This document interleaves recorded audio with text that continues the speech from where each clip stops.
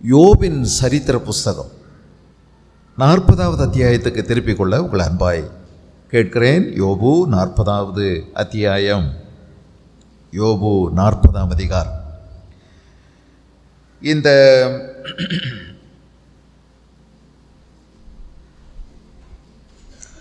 முதல் 14 வசனங்களை நாம் கவனிக்கவிருக்கிறோம். யோபு 40ல் முதல் 14 வசனங்கள். பின்னும் கர்த்தர் யோபுவுக்கு பிரதியுத்தரமாக, சர்வ வல்லவரோடைய வழக்காடி அவருக்கு புத்தி படிப்பிக்கிறவன் யார்? தேவன் பேரில் குற்றம் பிடிக்கிறவன் இவைகளுக்கு உத்தரவு சொல்ல கடவன் என்றார். அப்பொழுது யோபு கர்த்தருக்கு பிரதியுத்தரமாக, இதோ நான் நீசன், நான் உமக்கு என்ன மறு உத்தரவு சொல்லுவேன்? என் கையினால் என் வாயை பொத்திக் கொள்கிறேன். நான் 2 தரம் பேசினேன், இனி நான் பிரதியுத்தரம் கொடாமலும் பேசாமலும் இருப்பேன் என்றான். அப்பொழுது கர்த்தர் பெருங்காற்றிலிருந்து யோபுவுக்கு உத்தரவு அருளினார். இப்போதும் புருஷனைப் போல நீ அறை கட்டிக்கொள், நான் உன்னை கேட்பேன், நீ எனக்கு உத்தரவு சொல்லு. நீ என் நியாயத்தை அவமாக்குவாயோ? நீ உன்னை நீதிமானாக்கி கொள்ளும்படிக்கு என்மேல் குற்றம் சுமத்துவாயோ? தேவனுடைய புயத்தை போல் உனக்கு புயம் உண்டோ? அவரை போல் இடிமுழக்கமாய் சத்தமிடக்கூடுமோ? இப்போதும் நீ முக்கியத்தாலும் மகத்துவத்தாலும் உன்னை அலங்கரித்து மகிமையையும் கனத்தையும் தரித்து கொண்டு, நீ என் கோபத்தின் உக்கிரத்தை வீசி அகந்தை உள்ளவனையெல்லாம் தேடி பார்த்து தாழ்த்திவிட்டு பெருமை உள்ளவனையெல்லாம் கவனித்து அவனை பணிய பண்ணி துன்மார்க்கரை அவர்களில் இருக்கிற ஸ்தானத்திலே மிதித்து விடு. நீ அவர்களை ஏகமாய் புழுதியில் புதைத்து அவர்கள் முகங்களை அந்தரங்கத்திலே கட்டி போடு. அப்பொழுது உன் வலதுகை உனக்கு ரட்சிப்பு உண்டு பண்ணும் என்று சொல்லி நான் உன்னை புகழுவேன். இந்த வேத பகுதி சற்று கருகலானது. நான் நினைக்கல இதை எடுத்து யாராவது பிரசங்கத்துக்குரிய பகுதியாக எடுத்துக்கொள்வார்களா அப்படின்னு சந்தேகம்தான் எனக்கு. இந்த மாதிரி ஒரு பிரசங்கத்தை நான் இதுவரைக்கும் என் வாழ்நாளில் யாரும் பேசி கேட்டதில்லை. நீங்களும் நிச்சயமாக கேட்டிருக்க மாட்டீங்க. இந்த பகுதியிலேருந்து இந்த 14 வசனத்தில் இது பிரசங்கத்துக்குரியது மாதிரி இருக்கா?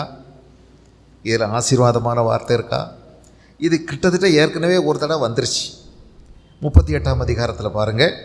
அப்பொழுது கர்த்தர் பெருங்காற்றிலிருந்து யோபுவுக்கு உத்தரவாக, அறிவில்லாத வார்த்தைகளினால் ஆலோசனை அந்தகாரப்படுத்துகிற இவன் யார்? இப்பொழுதும் புருஷனை போல் இடைகட்டிக்கொள், நான் உன்னை கேட்பேன், நீ எனக்கு உத்தரவு சொல்லு அப்படின்னு சொல்லி அடுக்கடுக்கான கேள்விகள் ஏற்கனவே கேட்கப்பட்டது. இத்தனை கேள்விகள் இந்த 2 அதிகாரம் நீண்ட ஒரு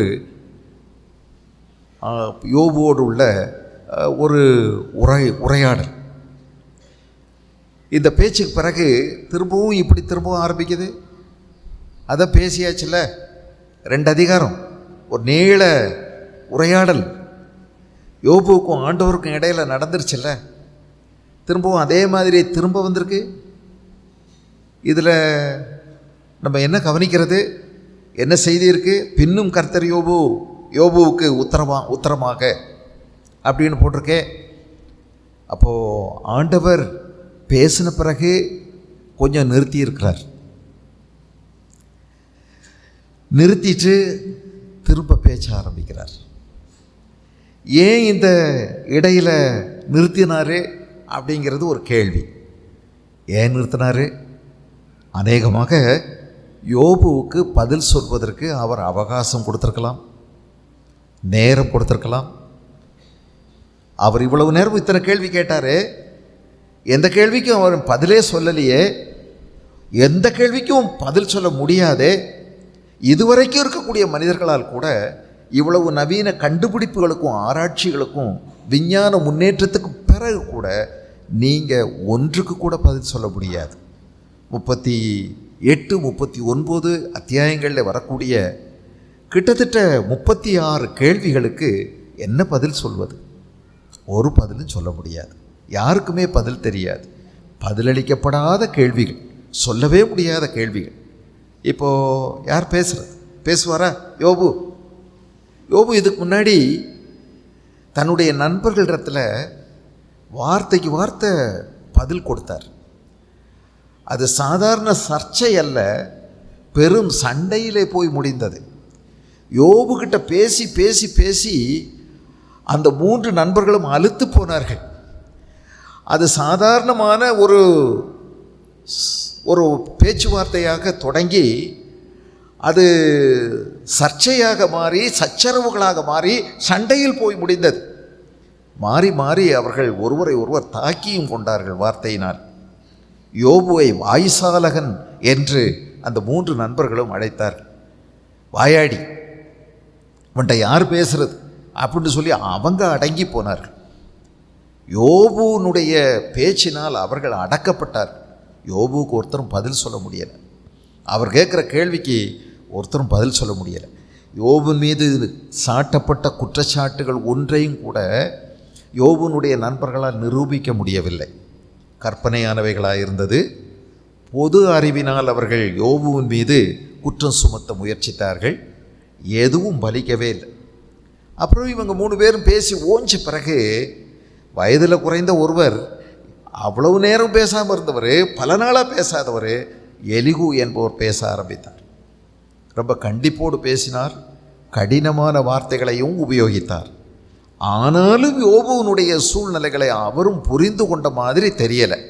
ஆனாலும் பரவாயில்லை, தெய்வ சத்தத்துக்கு நெருக்கமான ஒரு சத்தத்தை அவர் யோபுவுக்கு கொடுத்தது உண்மை. அவரும் பேசி ஓய்ந்து விட்டார்.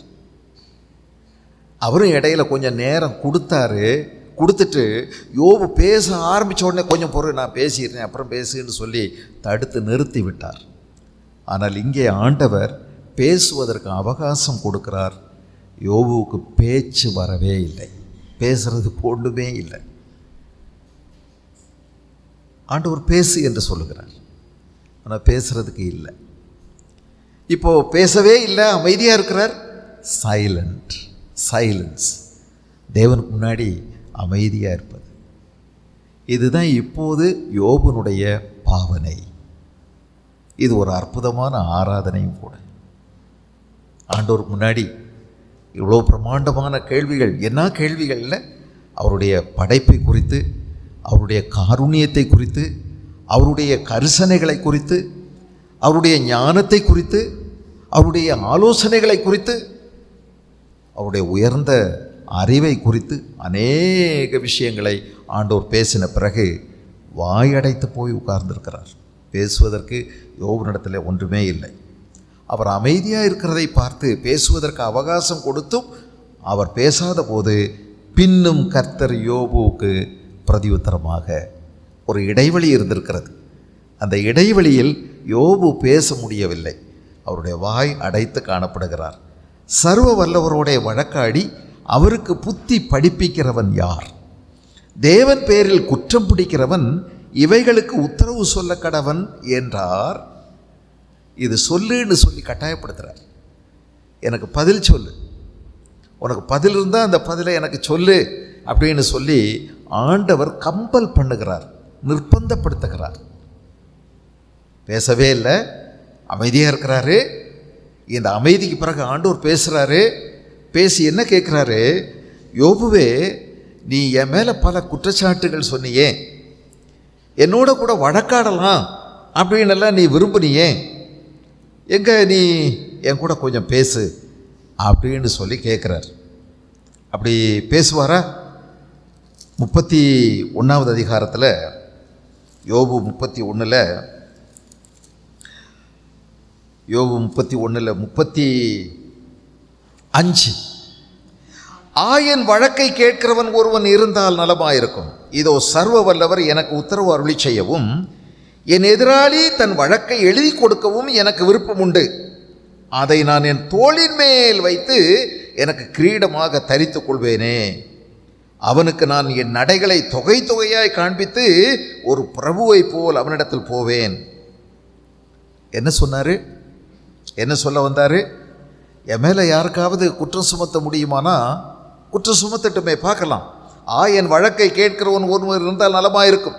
ஏதோ சர்வ வல்லவர் எனக்கு உத்தரவருளி செய்யவும் என் எதிராளி தன் வழக்கை எழுதி கொடுக்கவும் எனக்கு விருப்பம் உண்டு. என் மேலே ஏதாவது குற்றச்சாட்டு இருந்தால் ஒருவேளை இந்த 3 பேர் எழுதி கொடுக்கட்டுமே. அதை நான் வாங்கிக்கிட்டு ஒரு வக்கீல் இவர் மேலே உள்ள குற்றச்சாட்டையெல்லாம் வாங்கிட்டு அது நிரூபிக்கப்படும் என்ற நிச்சயத்தோடு நம்பிக்கையோடு கம்பீரமாக நடக்கிற மாதிரி என் தோள் மேலே வச்சு ஆண்டவர்கிட்ட நான் நடந்து போவேன், என் மேலே குற்றம் இல்லை என்று நிரூபிப்பேன். இப்படியெல்லாம் அவர் விரும்பினார்.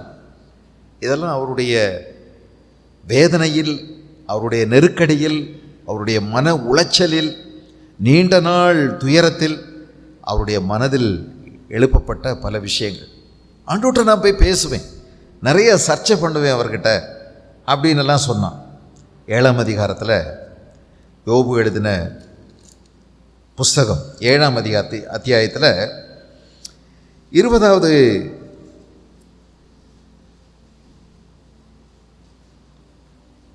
வசனத்தை பாருங்க. மண்ணுயிரை காப்பவரே, பாவம் செய்தேனானால் உமக்கு நான் என்ன செய்ய வேண்டியது என்ன? நான் எனக்கு தானே பாரமாயிராதபடிக்கு நீர் என்னை உமக்கு இலக்காக வைத்தது என்ன? என் மீறுதலை நீர் மன்னியாமலும் என் அக்கிரமத்தை நீக்காமலும் இருக்கிறது என்ன? இப்பொழுது மண்ணில் படுத்துக்கொள்வேன், விடியற் காலத்தில் என்னை தேடுவீரானால் நான் இறேன். சாகிறேன், செத்து போகிறேன், நீங்கள் என்னை பார்க்கும்போது இருக்க மாட்டேன். ஏன் மன்னிக்கிறதுக்கு என்ன அப்படி இருந்தால் கூட அப்படின்னு கேட்குறார்.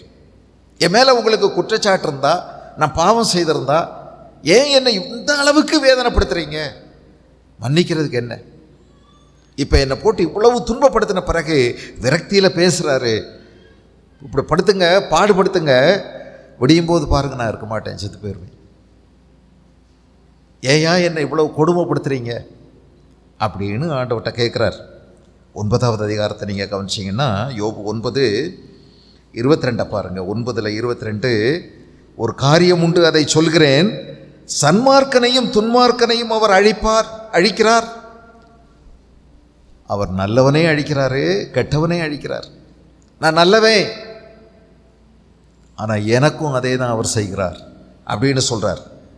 நான் நல்லவனாக இருந்தும் எனக்கு அவர் சமமான ஒரு காரியத்தை தான் செய்கிறார். கெட்டவனுக்கு என்ன செய்கிறாரோ அதுதான் எனக்கு செய்கிறார். சவுக்கானது அசுப்பிலேன்னா உடனே சடுதியாய் வாதித்து கொல்லும் போது அவர் குற்றமில்லாதவர்களின் சோதனையை பார்த்து நகைக்கிறார். உலகம் துன்மார்க்கரின் கையில் விடப்பட்டிருக்கிறது, அதில் இருக்கிற நீதிபதிகளின் முகத்தை மூடி போடுகிறார். அவர் இதை செய்கிறதில்லை என்றால் பின்ன யார் செய்கிறார்? இதெல்லாம் இவருக்கு இருந்த சில ஆதங்கங்கள். இப்போது ஆண்டவர் பேச சொல்கிறாரு. அவரை பார்த்தா நான் பேசுவேன், சர்ச்சை பண்ணுவேன், என் காரியத்துக்காக வாதாடுவேன் எல்லாம் சொன்னவர். ஆண்டவர் அடுக்கடுக்காய் கேட்ட கேள்விகளுக்கு பிறகு இவருக்கு சொல்வதற்கு ஒன்றுமே இல்லை. அவர் வாய் மூடி அமைதியாக இருக்கிறார். அமைதி ஒன்று தான் இருக்குது. அவர் அமைதியாக இருக்கிறதை பார்த்து ஆண்டவர் பேசுகிறார். இப்போ போய் சொல்லு, உனக்கு பதில் இருந்தால் சொல்லு, பதில் சொல். சர்வ வல்லவருடைய வழக்காடி, அவருக்கு புத்தியை படிப்பிக்கிறவன் யார்? தேவன் பேரில் குற்றம் பிடிக்கிறவன் இவைகளுக்கு உத்தரவு சொல்ல கடவன் அப்படின்னு சொல்கிறார். இருந்துச்சா இவருக்கு? இல்லை. அப்போது யோபுவுக்கு பிரதியுத்தரமாக யோபு என்ன சொல்கிறாரு? அப்பொழுது யோபு கர்த்தருக்கு பிரதியுத்தரமாக கட்டாயப்படுத்தப்பட்டபடியினால் பேசுகிறார். ஆண்டவர் நெருக்கடி கொடுக்குறார், பேசுன்னு சொல்கிறார். மௌனமாக இருக்காத, இப்போ பேசு. இப்போ அவர் என்ன பேசுகிறார் பார்க்கலாமா? இதோ நான் நீசன், நான் உமக்கு என்ன மறு உத்தரவு சொல்லுவேன்? என் கையினால் என் வாயை பொத்தி கொள்ளுகிறேன். நான் 2 தரம் பேசினேன், இனி நான் பிரதியுத்தரம் போடாமலும் பேசாமலும் இருப்பேன் என்றார். தேவனுக்கு முன்னாடி எவ்வளவு அமைதியாயிட்டார். நான் நீசன், நான் ரொம்ப கேவலமானவன், நான் இழிவானவன், நான் ஒரு இழிவான பிறவி, நான் இனி பேச மாட்டேன். பேசினெல்லாம் தப்பு தான். இனி நான் பேசுகிறதுக்கு எனக்கு ஒன்றும் இல்லை. என் கையினால் என் வாயை பொத்தி அமைதியாக இருக்க போகிறேன். 2 தடவை அறிவில்லாமல் பேசிட்டேன், இனி நான் பிரதியுத்தரம் போடாமலும் பேசாமலும் இருப்பேன் அப்படின்னு சொல்கிறார். அறிவில்லாமல் பேசினேன் என்ற வார்த்தை இங்கே வரல, ஆனால் இனி வரப்போகுது கடைசியாக. ஆனால் கிட்டத்தட்ட அதுக்கு எண்ணத்துக்கு வந்துட்டார். தேவன் பேசும்போது தேவனிடத்தில் நம்ம சர்ச்சை பண்ணணும்னு நம்ம விரும்பினா, வழக்காடணும்னு விரும்பினா,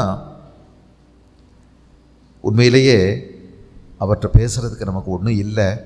அவர் பேசினா நம்ம வாயை பொத்த தான் செய்யணும். வாயை ஆண்டவருக்கு ஒப்பு கொடுக்கறது தான் நல்லது. ஒரு மனுஷன் தன்னுடைய நாவை கட்டுப்படுத்துறது தான் ரொம்ப கஷ்டம். உலகத்தில் உள்ள எல்லா மிருகங்களையும் மனுஷன் பழக்க வச்சிருக்கிறான். அதை பயிற்சி கொடுத்து தனக்கு வேண்டியவைகளை அதை வச்சு செய்ய வைக்கிறான். எல்லா மிருகங்களையும் கட்டுப்படுத்திடுறான். ஆனால் நாவை அடக்க ஒரு மனுஷனாலும் கூடாது. உன் அவ்வளவு திறமையும் பயன்படுத்தி உன் நாவை நீ கட்டுப்படுத்த உன்னால் முடியாது. ஒருவன் தன்னை தேவபக்தி உள்ளவன் என்று எண்ணினாலும் தன் நாவை அடக்காவிட்டால் அவனுடைய தேவபக்தி வீணாயிருக்கும். ஒரு மனுஷன் நாவை அடக்கிட்டான்னா அவன் பூரண மனுஷன் அப்படின்னு சொல்லி யாக்கோபு எழுதுகிறார். தெய்வ சமூகத்தில் நாவடக்கம், வாயை பொத்திக்கிட்டார். இதுதாங்க ஆராதனை. இதுதான் ஆராதனை.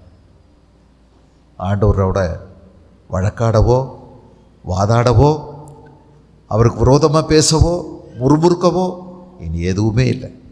இவ்வளவு தடவையும் ஆண்டவர் பேசின பிறகு, இவ்வளவு நீளமான ஒரு பேச்சை கேட்ட பிறகு, அவர் இவனோடு கூட பேசின பிறகு அவ்வளோதான், ஒன்றுமே இல்லை. நான் நீசன் அப்படின்னு இவர் சொல்லும்போது தான் ஒரு பெரிய பாவம் செய்ததை பற்றி அவர் சொல்லலை. பாவம் செய்து அநியாயம் செய்து அக்கிரமம் செய்து பாவத்தினால் வந்ததை சொல்லலை.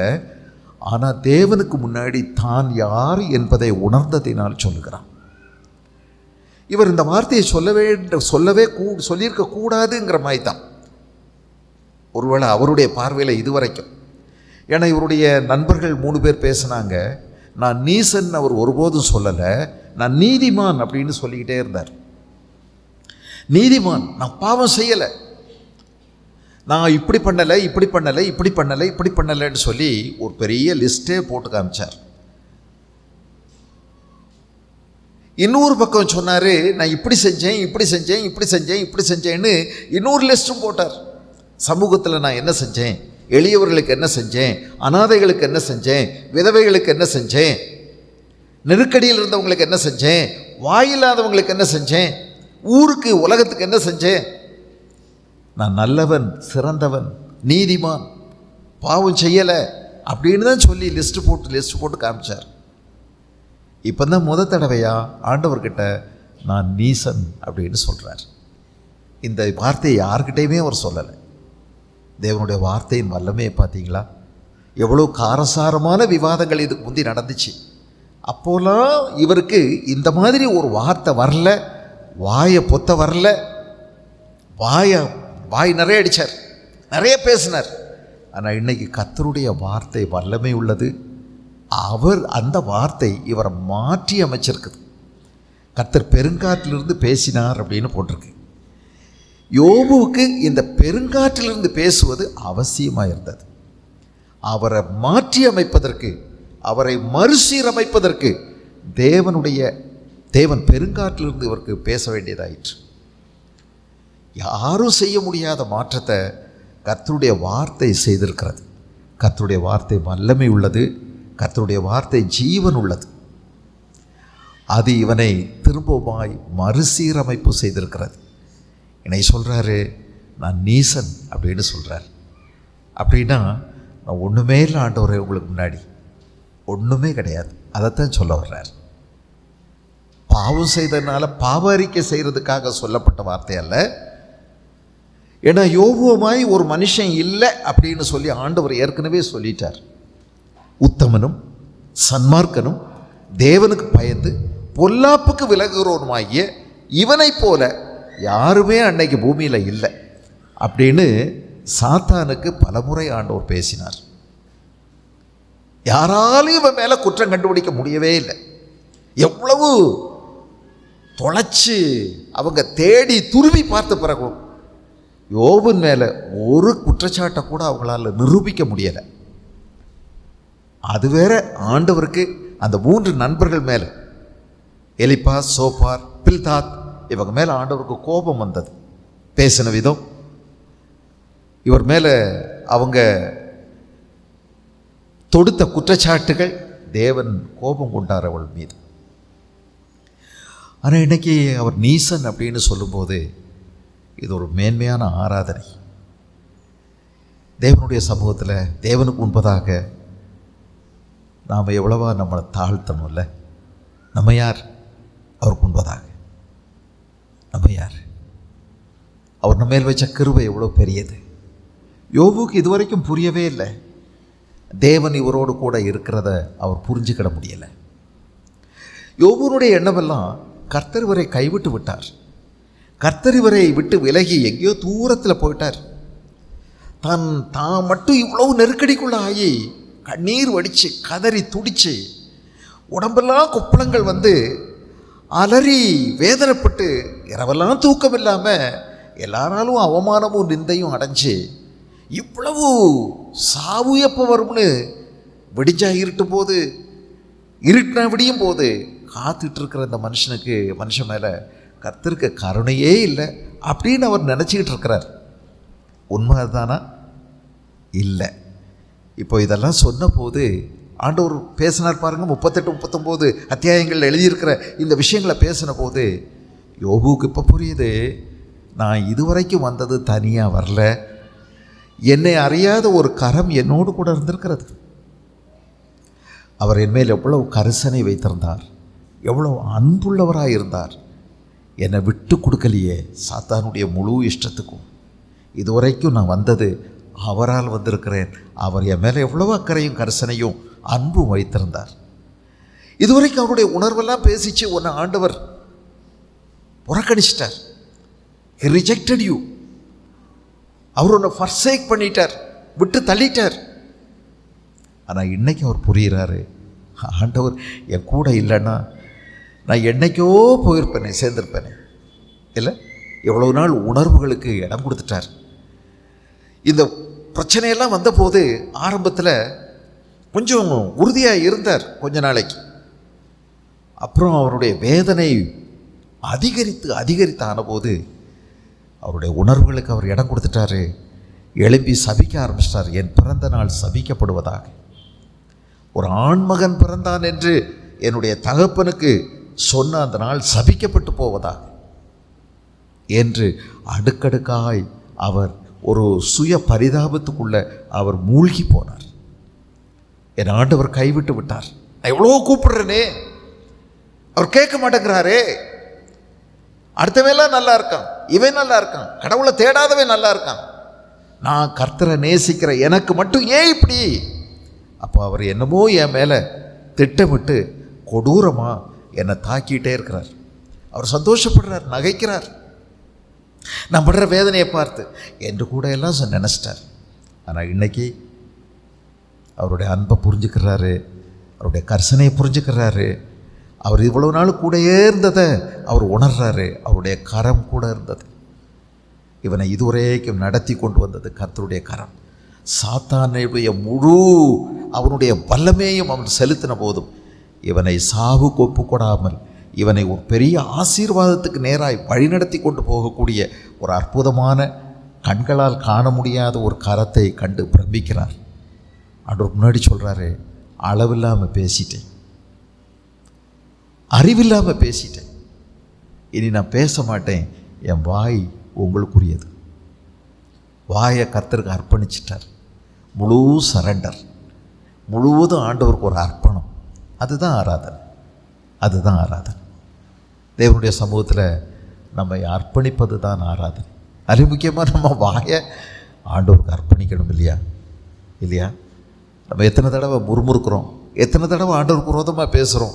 நம்ம கஷ்டங்களில், நம்ம நெருக்கடிகளில், நம்ம வேதனைகளில் ஏதோ ஆண்டவர் நம்ம மேலே அக்கறை இல்லாதவர் போல் நாம் நினச்சி என்னென்னமோ பேசுகிறோம். பாரு, அவங்கெல்லாம் நல்லா இருக்காங்க, இவங்கெல்லாம் நல்லா இருக்காங்க, எனக்கு மட்டும் இந்த கஷ்டம். நான் எவ்வளோ ஆண்டவரை தேடியும், எவ்வளவோ ஆண்டவரை நான் பின்பற்றியும் எனக்கு இப்படி இருக்குதே அப்படின்னு சொல்லி நினைக்கிறோம்.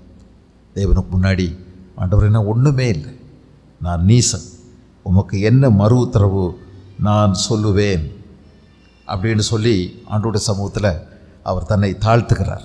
நான் 2 தரம் பேசினேன், இனி பேசாமலும் பிரதியுத்தரம் கொடாமலும் பேசாமலும் இருப்பேன். இப்போ இது போதாதா? ஆண்டவர் திரும்ப பெருங்காட்டிலிருந்து திரும்ப பேசணுமா? அப்பொழுது கர்த்தர் பெருங்காட்டிலிருந்து யோபுவுக்கு உத்தரவருளினார் அப்படின்னு போட்டிருக்கு. ஏங்க, வாயில ஒப்புக்கொள்றது மட்டும் போதாது. நான் அற்பமானவன், நான் உமக்கு முன்பதாக சிறியவன், ஒன்றுமில்லை, நான் நீசன் அப்படின்னு சொன்னா மட்டும் போதாதே. இன்னும் ஆழமாய் அவருடைய இருதயங்களில் செயல்பட வேண்டியதாக இருக்கிறது ஆண்டவருடைய வார்த்தை. இன்னும் அவர் இந்த வார்த்தைகளில் மட்டுமல்ல, வார்த்தைகளினால் மட்டுமல்ல, முழு இருதயத்தோடு ஆண்டவரிடத்தில் மனம் திரும்ப வேண்டியதாக இருக்குது. யோபு இடத்துல நம்ம கவனிக்கிற மாதிரி பெரும் குற்றங்கள் இல்லை. ஆனால் அவருக்கும் தேவனுக்கும் இடைப்பட்ட உறவில் பல விஷயங்களை அவர் சீர்படுத்த வேண்டியதாக இருந்தது. இந்த சூழ்நிலைகள் ஆண்டவர் அதை அவனுக்குள்ளே சீர்படுத்துகின்ற வேலையை செய்கிறார். திரும்பவுமாய் பேசுகிறார். ஏன் திரும்பவுமா பேசினாரு? அப்படியானா இன்னும் அசைக்கப்பட வேண்டிய விஷயங்கள் இருக்குது. இன்னும் அடித்து அங்கேருந்து தூக்கி தூரெறிய வேண்டிய விஷயங்கள் இருக்குது. ஆகவே தான் கர்த்தர் திரும்பவுமாய் அவரோடு கூட பேசுகிறார். ஆனால் இதுக்கு முன்னாடி அமைதியாக பேசணுமா இருக்குல்ல? ஆமாம். எலியா கிட்ட ஆண்டவர் பேசும்போது அவர் ஒரே பர்வதம் மட்டும் போயிட்டாரு. அப்போது கண்மலைகளையெல்லாம் பெயர்க்கத்தக்க பயங்கரமான காற்றடித்தது. ஆனால் தேவன் அதில் இல்லை. அதுக்கு அடுத்து நீங்கள் பார்ப்பீங்க, பயங்கரமான சத்தமும் இறைச்சலும் எல்லாம் கேட்டது. அதிலெல்லாம் இல்லை. பெரிய அக்னி போச்சு, அதுலேயும் ஆண்டவர் இல்லை. மெல்லிய சத்தத்தில் ஆண்டவர் பேசினார். இந்த 1லேருந்து 5 வரைக்கும் மெல்லிய சத்தத்தில் பேசினார்னு தான் நான் நம்புகிறேன். ஆண்டவர் மெல்ல பேசுகிறார். அவனோடு கூட இதமான வார்த்தைகளில் பேசுகிறார். இப்போ திரும்பவுமா பெருங்காற்றிலிருந்து கர்த்தர் பேசுகிறார். தேவைப்படுது இல்லையா? இன்னும் அவருக்குள்ள அசைக்கப்பட வேண்டிய விஷயங்கள், உடைக்கப்பட வேண்டிய விஷயங்கள் இன்னும் இருக்குது. அதை நம்ம கவனிக்கும் போது பின்னாடி நம்ம கவனிக்கிறோம். அவர் சொல்கிறாரு, 3வது வசனம் 42:3, அறிவில்லாமல் ஆலோசனையை மறைக்கிற இவன் யார்? ஆகையால் நான் எனக்கு தெரியாததையும் என் புத்திக்கு எட்டாததையும் நான் அறியாததையும் அலப்பினேன் அப்படின்னு சொல்லி இறுதியாக சொல்லுகிறார். இந்த சூழ்நிலைக்கு கொண்டு வருவதற்கு ஆண்டவர் பேச வேண்டியதாக இருக்கிறது. இப்போ கர்த்தர் பெருங்காட்டிலிருந்து யோபுவுக்கு உத்தரவருளினார். என்னென்ன விஷயங்களை பேசுகிறாரு? இப்போ நீ ரெடியாக நில்லு, எனக்கு நீ திரும்பவும் பதில் சொல்லி என்று சொல்லுகிறார். நீ அறை கட்டிக்கொள், நான் உன்னை கேட்பேன், நீ எனக்கு உத்தரவு சொல்லு. கர்த்தர் நிர்பந்தப்படுத்துகிறார், கட்டாயப்படுத்துகிறார். பேசுன்னு சொல்கிறாரு, பதில் சொல்லுன்னு சொல்கிறாரு. ஆனால் இவருக்கு ஏதாவது தெரியுமா? தெரிய போகிறதில்ல. இப்போ ஆரம்பத்தில் சில விஷயங்கள் கேட்குறார் பாருங்க. என்ன கேட்குறார்? நீ என் நியாயத்தை அவமாக்குவாயோ? நீ உன்னை நீதிமானாக்கி கொள்ளும்படிக்கு என்மேல் குற்றம் சுமத்துவாயோ? ஏற்கனவே எலிகு இதை பற்றி சொன்னார். நீங்கள் கவனிச்சிங்கன்னா எலிகு பேச ஆரம்பித்த போது 35வது அதிகாரம், என் நீதி தேவனுடைய நீதியை பார்க்கலும் பெரியதென்று நீர் சொன்னது நியாயம் என்று எண்ணுகிறீரோ அப்படின்னு சொன்னார். 34 நீங்கள் கவனிச்சிங்கன்னா 5வது வசனம், நான் நீதிமான், தேவன் என் நியாயத்தை தள்ளிவிட்டார் என்றும் நியாயம் என்னிடத்தில் இருந்தும் நான் பொய்யன் என்று எண்ணப்படுகிறேன். மீறுதல் இல்லாதிருந்தும் அம்பினால் எனக்கு உண்டான காயம் மாறாததாக இருக்கிறது என்றும் சொன்னாரே அப்படின்னு சொல்லி பேசுகிறார். தேவன் மேல் பிரியமாயிருப்பது 9வது வசனம், எப்படி எனில் தேவன் மேல் பிரியம் வைக்கிறது மனுஷனுக்கு பிரயோஜனம் அல்ல என்றாரே. இப்படி சில குற்றச்சாட்டுகள் தேவன் மீது யோபு வைத்தது உண்மைதான். இப்போ ஆண்டவர் அதுக்கு கேட்குறாரு, என் நியாயத்தை அவமாக்குவாயோ? நீ உன்னை நீதிமானாக்கி கொள்ளும்படிக்கு என்மேல் குற்றம் சுமத்துவாயோ அப்படின்னு கேட்குறார். 10வது அதிகாரம், யோபு 10வது அதிகாரம் 3வது வசனத்தை நீங்கள் கவனிச்சிங்கன்னா, யோபு 10:3, ஆண்டோர் மீது யோபு சுமத்தின ஒரு குற்றச்சாட்டு, நீர் என்னை ஒடுக்கி உம்முடைய கைகளின் கிரியை வெறுத்து துன்மார்க்கரின் யோசனையை கிருபையாய் பார்க்கிறது உமக்கு நன்றாயிருக்குமோ? அப்படின்னு கேட்குறார். மாம்ச கண்கள் உமக்கு உண்டோ? மனுஷன் பார்க்கிற பிரகாரமாய் நீர் பார்க்கிறீரோ? ஒன்று இல்லாட்டியும் ஏதாவது ஒன்று இருக்கும்னு சொல்லி கிண்டி ஆராய்ஞ்சு பார்த்து எனக்கு இவ்வளோ பெரிய கஷ்டம் கொடுக்குறீங்களே அப்படின்னெல்லாம் சொல்லிட்டார். இது 10வது அதிகாரம் 3வது வசனம். 19வது வசனத்தை பாருங்கள். அதே 10:19 நான் ஒரு காலம் இல்லாதது போலிருந்து கற்பத்திலிருந்து பிரேத குழிக்கு கொண்டு போகப்பட்டிருப்பேன். 10:19 எடுத்து பாருங்க. யோபு 19 6-7 வசனத்தை கொஞ்சம் கவனிங்க. 19 6-7 தேவன் என்னை கவிழ்த்து தம்முடைய வலையை என் மேல் வீசினார் என்று அறியுங்கள். இதோ கொடுமை என்று கூப்பிடுகிறேன், கேட்பார் ஒருவரும் இல்லை. கூக்குரல் இடுகிறேன், நியாய விசாரணை இல்லை. ஆண்டவர் மீது குற்றச்சாட்டு. அவர் நியாயமாக என் பேரில் நடக்கலை, நீதியாக எனக்கு செயல்படலை. தேவன் என்னை கவிழ்த்து தம்முடைய வலையை என் மேல் வீசினார் என்று அறியுங்கள். இதோ கொடுமை என்று கூப்பிடுகிறேன். ஆனால் யாரும் ஆண்டவர் என்னை கேட்பதே இல்லை. கூக்குரல் இடுகிறேன், நியாயம் விசாரணை இல்லை. ஆண்டவர் மீது அவருடைய நீதிக்கு எதிராக சில வார்த்தைகளை பேசுகிறார். இப்போ ஆண்டவர் கேட்குறாரு, என் நியாயத்தை அவமாக்குவாயோ? உன்னை நீதிமானாக்கி கொள்ளும்படிக்கு என் மேல் குற்றம் சுமத்துவாயோ? இன்னொரு வசனத்தை பாருங்கள். 24 யோபு 24:12 யோபு 24:12 ஊரில் மனுஷர் தவிக்கிறார்கள், குற்றுயிராய் கிடக்கிறவர்களின் ஆத்மா கூப்பிடுகிறது, என்றாலும் தேவன் அதை குற்றமாக அவர்கள் மேல் சுமத்துகிறதில்லை அப்படின்னு சொல்கிறார். ஊரில் மனுஷர் தவிக்கிறார்கள், குற்றுயிராய் கிடக்கிறவர்களின் ஆத்மா கூப்பிடுகிறது, ஆனாலும் தேவன் அதை குற்றமாக அவர்கள் மேல் சுமத்துகிறதில்லை. நிறைய பேர் நசுக்கப்படுறாங்க. ஆண்டவர் காணாதவர் போல இருக்கிறார், செயல்படாதவர் போல இருக்கிறார். God seems to be passive, inactive. ரொம்ப கவலையினமாக இருக்கிறாரு, கேர்லெஸ். எதையுமே அவர் கண்டுக்கிறது இல்லை. என்னமோ நடக்குது, நடந்துட்டு போகுதுன்னு விடுறாரா? இப்படியெல்லாம் அவர் மேலே சில குற்றச்சாட்டுகள். இப்போ இந்த குற்றச்சாட்டுகளுக்கு தான் இவர் இப்போ பதில் சொல்லி ஆகணும். 27:2 அதையும் கவனிச்சிருவோம். கடைசியாக 27:2 என் சுவாசம் 20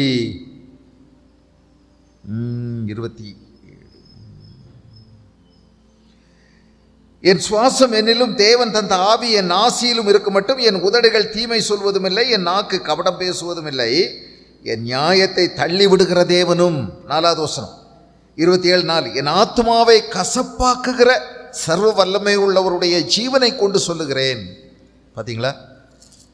என் நியாயத்தை தள்ளி விடுகிற தேவன். இதெல்லாம் தேவன் மேலே வைத்த குற்றச்சாட்டுகள். அவருடைய வேதனையில் சொல்லிடுறாரு, அவருடைய உணர்வுகளின் அடிப்படையில் அவர் பேசுகிறாரு. அவர் ஆண்டவரால் கைவிடப்பட்டது போல உணர்கிறார். ஆகவே இதெல்லாம் சொல்கிறார். ஆனால் உண்மையதான் இல்லை. இப்பொழுது புரிந்து கொள்ளுகிறார். இப்போ ஆண்டவர் கேட்குறாரு, இப்போ என்கிட்ட பேசு, என் மேலே நீ அநியாயத்தை சுமத்தினியே, நான் நீதியற்றவர், நீதி இல்லாதவர் அப்படின்னு சொன்னியே, என் நியாயத்தை நீ அவமாக்குவாயோ? உன்னை நீ நீதிமானாக்கி கொள்ளும்படிக்கு என் மேல் குற்றம் சுமத்துவாயோ? அல்ல கவனிங்க, நாம் தேவன் பேரில் குற்றம் சுமத்த முடியுமா? அவருடைய ஏகாதிபத்தியத்தை நாம் குறை சொல்ல முடியுமா? அவருடைய ஆளுகையை குறித்தோ, அவருடைய வல்லமையை குறித்தோ, அவருடைய நீதியை குறித்தோ நாம் அவருக்கு விரோதமாக எது பேச முடியுமானா பேசிடுறோம்ல. முறுமுறுக்கிறோம், பல குற்றச்சாட்டுகளை ஆண்டவர் மேலே வச்சிடறோம், பல ஆதங்கத்தை தேவன் மேலே தெரியப்படுத்துகிறோம். விசுவாசிக்கிறவன் பதறான். தேவன் அப்படிப்பட்டவர் அல்ல. தேவன் நம்மீது மிகுந்த கிருபை உள்ளவர், உண்மை உள்ளவர், நீதி உள்ளவர். அவர் தம்முடைய நீதி நியாயத்தை நம்மில் விளங்கச் செய்கிறவர். ஆனால் நமக்கு சூழ்நிலையின் வழியாக நம்ம பார்க்கும்போது பல நேரங்களில் பதஷ்டப்படுறோம், பதறிடுறோம், நிறைய பேசிடுறோம். நம்முடைய நாவுக்கு காவல் வைக்க வேண்டும் என்று ஆண்டவரிடத்தில் பேச வேண்டும். நம்முடைய உதடுகளால் பாவம் செய்யாதபடி காத்துக்கொள்ள வேண்டும். இதுக்கு முந்தி நான் ஆண்டவருக்கு விரோதமாக பேச மாட்டேன், அவரை தூஷிக்கலை, ஆனால் அப்படியெல்லாம் முடிவெடுத்திருந்தவர், தேவனுடைய கரம் மட்டும் அவரோடு கூட இல்லாமல் இருந்திருந்தால் இவர் என்னைக்கோ தற்கொலை கூட பண்ணியிருப்பார். தன்னுடைய மனைவி சொன்னபடி ஆண்டவருக்கு விரோதமாய் ஆண்டவரை தூஷித்து உயிரை விட்டிருப்பார். தேவனுடைய கரம் இவரை தாங்கியது, இவனோடு கூட இருந்தது. ஆனால் இவரால் புரிய முடியலை. நிறையா உளறிட்டார், பதறி பேசிட்டார். ஒரு நாள் தேவனுடைய நீதிக்கு விரோதமாக பேசாதீங்க, தேவன் நீதி உள்ளவர். இஸ்ரவேல் ஜனங்கள் மிகுந்த கஷ்டங்களை அனுபவித்தாங்க, அவங்களுக்கு கொடுமைப்படுத்தினாங்க, அவங்க செய்த வேலைக்கு கூலி கொடுக்கவே இல்லை. ஆனால் ஒரு நாள் வந்தது, தேவன் அவர்களுக்கு நியாயம் செய்தார். அந்த எகிப்திய ஜனங்கள் தங்களுடைய இருந்த பொன் பொருள் நிறைய காரியங்களை அள்ளி கொடுத்து இவங்களை வழி அனுப்பி வச்சாங்க. அதுதான் இவங்களுக்கு மொத்தமாக சேமித்து வச்ச சேமிப்பாக கிடைத்தது. கிட்டத்தட்ட 2 மாதம் அவங்க நல்லா சாப்பிட்டாங்க. அதை வச்சு அவங்களுக்கு வேண்டிய அளவுக்கு நிறைய கிடச்சிது. அவங்க செய்த உழைப்பு, அவங்க கொடுத்த எல்லா வெற்றுக்கும் மொத்தமாய் சம்பளம் போனஸ் கிடைச்சது போல மொத்தமாய் ஆண்டவர் கொடுத்து விட்டார். ஆண்டவர் நீதி உள்ள தேவன், நியாயம் செய்தார். லாபான் யாக்கோபை நீண்ட நாள் வஞ்சிச்சார். 10 முறை சம்பளத்தை மாற்றினார். அவருடைய வீட்டில் அவருடைய சொந்த பிள்ளைகளை கொத்தடிமைகளாக அவர் வச்சுக்கிட்டார். 2 மகளையும் கொடுத்துட்டு மருமகனையும், அவர்களுக்கு கொடுக்கப்பட்ட தாதிமார்களையும், அவர்களுக்கு பிறந்த 10 பிள்ளைகளையும் அவர் கொத்தடிமைகளாக தன்னுடைய வயலில் வச்சு வேலை வாங்கிட்டே இருந்தார். சோறு கொடுத்தாரு, ஆனால் அவர் சம்பளம் கொடுக்கவே இல்லை. யோசேப்பு பிறந்த பிறகு அவருக்கு தரிசனம் மாறுது. நான் எழுந்து ஆண்டவர் எனக்கு கொடுத்த வாக்கு பண்ண தேசத்துக்கு நான் போகணும் அப்படின்னு யோசிக்கிறாரு. ஆனால் லாபான் செய்கிற செயலை நீங்கள் பார்க்குறீங்க. இன்னும் நெருக்கடி கொடுக்குறாங்க, போகவே விடலை. எப்படி போகிறாங்க அவரை விட்டுன்னு பாருங்கள். ஆனால் அப்படி போகும்போது ஆண்டவர் 2 பரிவாரங்களையே சேர்த்து கொடுத்தார். இவர் பட்டப்பாடு, கஷ்டம், வேதனை, அநியாயமாக உழைச்சார். ஒரு சம்பளம் கூட அவர் கொடுக்கல, அநியாயம் செய்தார், ஏமாற்றவர். லாபானும் யாக்கோப்பு ஒரு ஏமாற்ற ஒரு நபர் தான். யாக்கோப்புனாலே அவர் ஒரு பெரிய ஏமாற்றுகிறவர் அப்படின்னு தான் அர்த்தம், சூழ்ச்சிக்கார். ஆனால் இவருடைய சூழ்ச்சி, ஏமாற்று லாபாங்கிட்ட செல்லுபடியாகலை. வல்லவனுக்கு வல்லவன் போல இருக்காவன். ஆனால் அவங்கிட்ட இருந்து ஆண்டவர் அவரை பிரிச்சுட்டு வரும்போது நீதி செய்தாரே. அவ்வளவு நாள் அவங்க உழைச்ச உழைப்பு கிட்டத்தட்ட 20 வருஷத்தினுடைய உழைப்புக்கு சரியான பதிலை கொடுத்து ஆண்டவர் அனுப்பினார். அதை எப்படியாவது பிடுங்கிட்டு வந்துடணும் அப்படின்னு சொல்லி லாபான் திரும்ப முயற்சித்து ஓடின போதும் ஆண்டவர் லாபானுக்கு தரிசனமாகி இடையில் தடுத்து, ஒரு வார்த்தை கூட நீ கெட்ட வார்த்தை பேசிடக்கூடாது, உன்னை கொன்று போடுவேன் என்று ஆண்டவர் அவனை அதட்டினார், எச்சரித்தார். அவ்விதமாய் அவர்களுக்கு நியாயம் செய்தார். உங்களுக்கு அநியாயம் நடக்குது, உங்கள் வாழ்க்கையில் நடக்கிறதெல்லாம் அநியாயமாக தெரியுது, ஆண்டவர் கண்டுகொள்ளாமல் இருக்கிறாரு. உங்களுக்கு உங்கள் வேலையில் நிறைய பேர் உங்களுக்கு துரோகம் பண்ணுறாங்க, உங்களை குழிப்பறிக்கிறாங்க, அப்படியெல்லாம் உங்களுக்கு தோணும் இல்லை. ஆனால் உங்களுக்கு குறித்ததை ஆண்டவர் உங்களுக்கு கொடுப்பார். உங்களுடைய உயர்வை ஒருத்தருமே தடை பண்ண முடியாது. உங்களை வேணா தூக்கி குழியில் போட்ட மாதிரி போட்டுடலாம், உங்களை வேணா தூக்கி தூரத்தில் போட்டுடலாம், அடிமையாக்கி வச்சிடலாம். ஆனால் அதையெல்லாமே ஆண்டவர் அற்புதமாக ஆசீர்வாதமாக மாற்றி உங்களுக்கு நியமித்த உயர்வுக்கு ஆண்டவர் கொண்டு போய் விடுவார். நீதிமானுடைய ஒருவேளை அந்த நியாயம், நீதி ஒரு நாள் பட்டப்பகலை போல வெளிப்படும். நீ பொறுமையோடு இருந்தால் போதும். பொறுமை உனக்குள்ள செயல்படும். பொறுமை அது விளையணும். பொறுமை நம்ம விதைச்சி பொறுமையை நம்ம வளர்த்தணும். இல்லை, செடியை வச்சு நம்ம வளர்த்தி வரும்போது எத்தனை சவால்கள் இருக்குது. அதுக்கு தண்ணி இல்லைன்னா அதை பார்த்து வறட்சியிலையும் தண்ணி கொடுக்கணும்.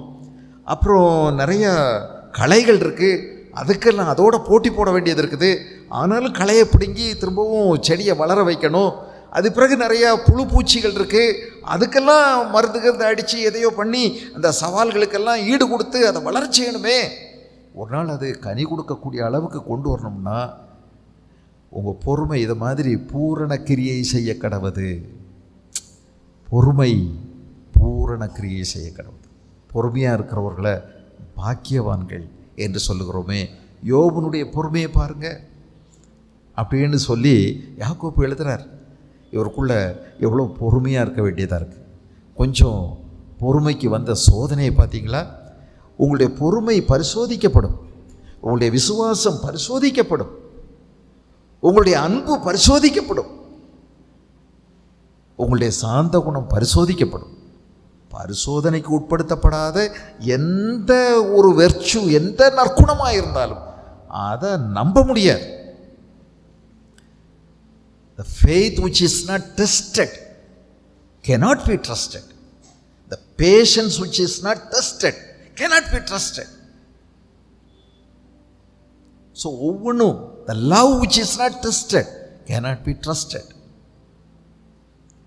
உங்கள் அன்பு உண்மைதானா?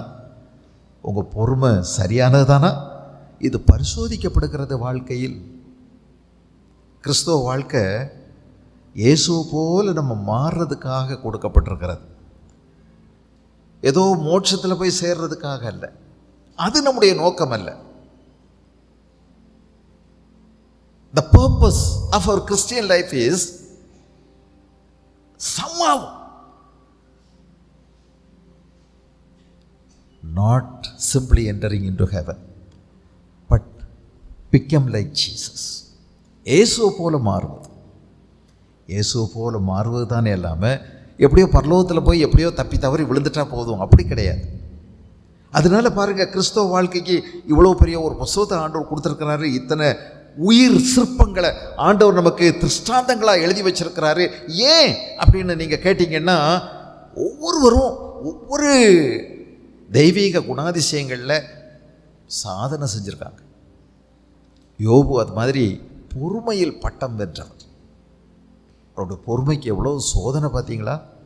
சாமானியம் அல்ல, அசாதாரணமான பெரிய புயலும் சேதங்களும் கொடுமைகளும் நடந்தது. ஆனால் பொறுமையாக இருக்க வேண்டும். எவ்வளோ தடவை பதறி பேசிட்டார்.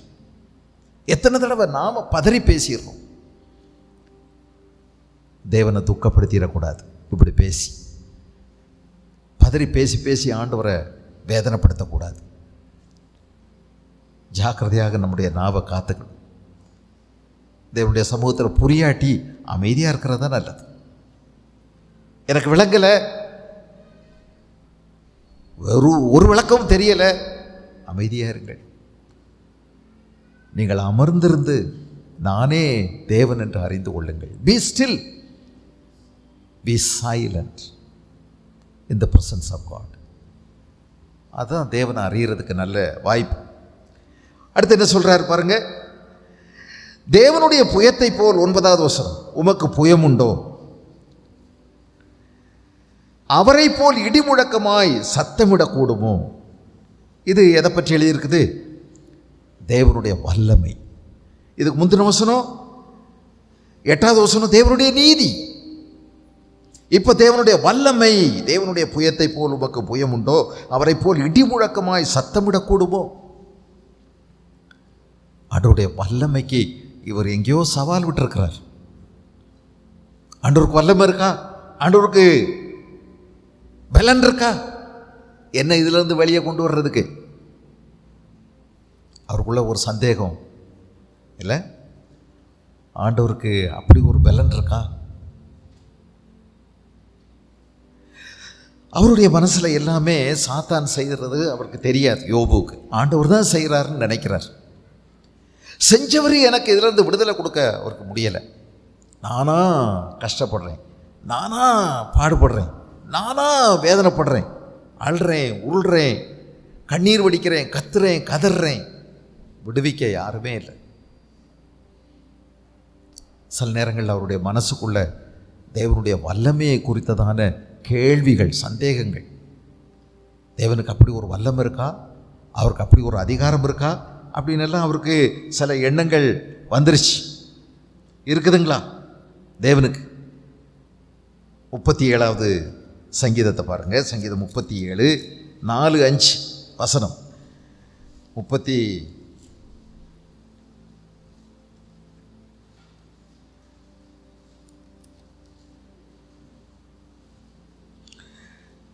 கர்த்தரிடத்தில் மனமகிழ்ச்சியாயிரு, அவர் உன் இருதயத்தின் வேண்டுதல்களை உனக்கு அருளி செய்வார். உன் வழியை கர்த்தருக்கு ஒப்புவித்து அவர் மேல் நம்பிக்கையாயிரு, அவரே காரியத்தை வாய்க்க பண்ணுவார். உன் நீதியை வெளிச்சத்தை போலவும் உன் நியாயத்தை பட்டப்பகலை போலவும் விளங்க பண்ணுவார். இதெல்லாம் ஆண்டவர் செய்வார். ஆனால் நாள் கடந்து போகிறது, நமக்கு இது காரியம் ஒன்றும் தெரிய மாட்டேங்குது. நம்ம பதற ஆரம்பிச்சிடறோம், நிறையா ஆண்டவருக்கு விரோதமாக பேச ஆரம்பிச்சிடறோம். 33வது அதிகாரம் யோபு 33 12-13. யோபு 33 12-13. இதிலே நீர் நீதி உள்ளவர் அல்லவென்று உமக்கு பிரதியுத்தரமாக சொல்லுகிறேன். மனுஷனை பார்க்கிலும் தேவன் பெரியவராயிருக்கிறார். அவர் தம்முடைய செயல்கள் எல்லாவற்றையும் குறித்து காரணம் சொல்லவில்லை என்று நீர் அவரோடே ஏன் வழக்காடுகிறீர்? எலிகு சொன்னது, ஆண்டவர் உனக்கு நிறைய நேரங்களில் விளக்கம் சொல்லலை, காரணம் சொல்லலை அப்படின்னு சொல்லி ஏன் நீ அவர்கிட்ட சண்டை போடுற? அநேக நேரங்களில் நமக்கு நடக்கக்கூடிய பல விஷயங்கள் நமக்கு விளக்கம் தெரிகிறதில்லை. நீங்கள் தேவனுக்கு பிரியமாக நடந்தும், கர்த்தரை நீங்கள் அதிகம் நேசிச்சும், அவரை உத்தமமாக பின்பற்றணுங்கிற சிந்தை உங்களுக்கு இருந்தும், நீங்கள் ஆண்டவருக்கு நல்ல ஒரு சாட்சியாக இந்த உலகத்தில் வாழ்ந்தும், நீங்கள் கஷ்டப்படும் போது, உங்கள் வாழ்க்கையில் நஷ்டங்கள் ஏற்படும் போது, உங்களுக்கு எதிர்பார்க்காத இழப்புகள் வரும் பொழுது, யாருக்கும் வராத சில வியாதிகள் உங்களுக்கு வரும் பொழுது என்ன செய்வோம்? நம்ம பல நேரங்கள்லையும் ஆண்டவர் ஏன் எனக்கு இதை செஞ்சார், காரணம் சொல்லட்டுமே, அவர் காரணம் சொல்லட்டும், நான் திருப்திப்படுறேன் அப்படின்னு நம்ம கேட்போம். காரணம் வேணும், அதுக்கான பதில் எனக்கு வேணும், தெளிவு எனக்கு வேணும். ஆனால் காரணங்கள் ஆண்டவர் சொல்கிறதில்லை. எப்பவும் சொல்லணுமா? நம்மக்கிட்ட சொல்லணுமா? அவர் நமக்கு சொல்ல வேண்டிய அவசியம் கிடையாது. நாம் யோபு சொன்ன மாதிரி ஒன்றுமே கிடையாதுங்க, நம்மக்கிட்ட அவர் சொல்ல வேண்டிய அவசியம் இல்லை. நிறைய விஷயம் நமக்கு புரிய போகிறதில்லை. அவர் விளக்கம் சொன்னாலும் அதுவுமே நமக்கு விளங்காது. அவர் கொடுக்குற விளக்கமே நமக்கு புரியாது. ஒரே ஒன்று தான், விசுவாசிக்கிறது. இப்போது ஆண்டவருடைய வல்லமையை குறித்ததான கேள்வி. அவருக்கு வல்லமை இருக்கா என்னை விடுதலை செய்ய? யோசித்து பாருங்கள். இயேசு கிறிஸ்து தேவன் இஸ்ரவேல் ஜனங்களை தம்முடைய கையினால், பலத்த கையினாலும் ஓங்கிய புயத்தினாலும் 430 வருஷம் அடிமையாக இருந்தவங்களை விடுவித்தார். பார்வோன் ஒரு கொடிய ஒரு மனுஷனாக மாறிட்டான். தேவன் அவனிடத்தில் தம்முடைய வல்லமையை விளங்கச் செய்யும்படி அவன் தன்னுடைய இருதயத்தை கடினப்படுத்த ஆண்டவர் அதற்கு அனுமதித்தார். தம்முடைய வல்லமையை அவனிடத்தில் விளங்கச் செய்தார். இவ்வளவு திரளான ஜனங்கள், கிட்டத்தட்ட 66 லட்சம் ஜனங்கள் அங்கிருந்து பெரிய அணியாய் புறப்பட்டார்கள். ஒரே நாள் இரவில் புறப்படுறாங்க. சங்கார தூதன் அந்த இரவில் எகிப்தை ஊடுருவி சென்றான். சாவில்லாத வீடே கிடையாது, எல்லாருடைய வீட்டிலும் தலைப்பிள்ளை சங்கார். இதுதான் கடைசி வாதை. அது பிறகு அவர்கள் விடிய காலையில் அங்கிருந்து புறப்பட்டார்கள். ஆண்டவருடைய வல்லமையை பாருங்கள். அவர்களுக்கு இருந்த கோபம், இவங்க போய் செங்கடலில் முட்டிக்கிட்டு நிற்கும் போது இதோடு இவர்களை அழித்து விட வேண்டும், அந்த கடலில் இரத்த கடலாக மாற்ற வேண்டும் என்று அவன் நினைத்தான். தன்னுடைய முழு படையையும் திரட்டி அனுப்பி வைத்தான் இஸ்ரவேலர்களை வெட்டி சிதைப்பதற்கு. ஆனால் ஆண்டவர் செங்கடலை 2ஆக பிளந்து நம்முடைய ஜனங்களை நடத்தின பிறகு அவர்களும் நினச்சாங்க இது வழியாக நம்மளும் அந்த பக்கம் போயிடலாம் வெட்டுறதுக்குன்னு. ஆனால் ஆண்டவர் அவர்களை அதிலேயே அமிழ்த்தி போட்டார். கர்த்தருடைய வல்லமை உள்ள கரம், கர்த்தருடைய புயம் வெளிப்பட்டது. பெரிய ரட்சிப்பை கர்த்தர் கட்டளையிட்டார். இதையெல்லாம் எத்ரோ, மோசேயினுடைய மாமனாருக்கு ஒரு நாள் விளக்கி சொல்லப்பட்ட போது அவன் தலை குனிந்து ஆண்டவரையே ஏற்றுக்கொண்டான். அவர் தாங்க ஆண்டவர், இந்த பூமியில் எல்லா தேவர்களிலும் அவரே மேலானவர் அப்படின்னு சொல்லி அவர் அறிக்கை கொடுத்தார். எவ்வளோ பயங்கரமான காரியங்களை கர்த்தர் செய்தார். எல்லா எதிரிகளையும் முடங்கடித்தார். கர்த்தர் வல்லமை உள்ளவர். அவருடைய சத்தம் தண்ணீர்கள் மேல் முழங்குகிறது.